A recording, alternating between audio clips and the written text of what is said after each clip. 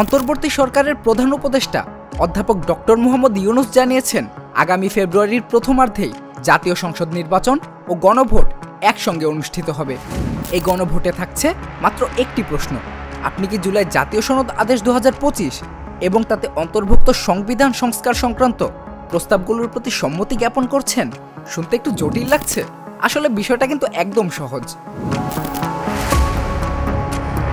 প্রশ্ন কিন্তু এই একটি, কিন্তু এর ভেতর থাকছে 4টি মূল প্রস্তাব।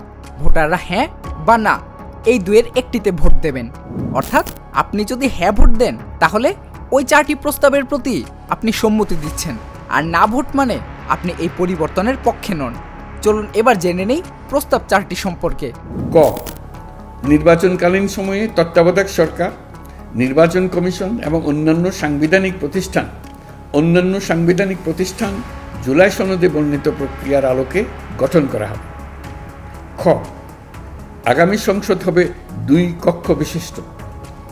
জাতীয় সংসদ নির্বাচনে দলগুলোর প্রাপ্ত ভোটের অনুপাতে 100 জন সদস্য বিশিষ্ট একটি উচ্চকক্ষ গঠিত হবে এবং সংবিধান সংশোধন করতে হলে উচ্চকক্ষের সংখ্যাগরিষ্ঠ সদস্যের অনুমোদন দরকার হবে।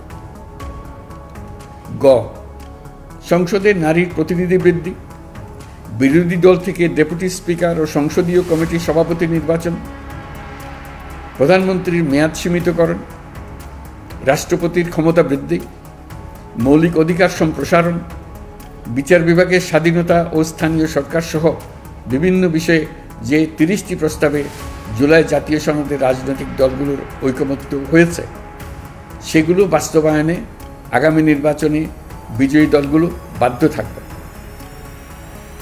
ঘ, জুলাই সনদে বর্ণিত অন্যান্য সংস্কার রাজনৈতিক দলগুলোর প্রতিশ্রুতি অনুসারে বাস্তবায়ন করা হবে। গণভোটের পর 2টি সম্ভাব্য ফল আসতে পারে।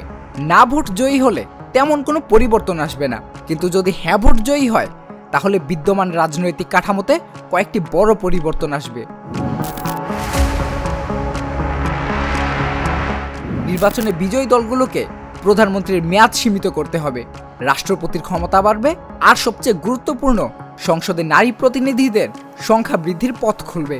অর্থাৎ ফেব্রুয়ারির এই গণভোট কেবল সংবিধানের নয়, এটি হতে যাচ্ছে রাষ্ট্রীয় ক্ষমতা ভারসাম্য বদলের এক গুরুত্বপূর্ণ পরীক্ষা।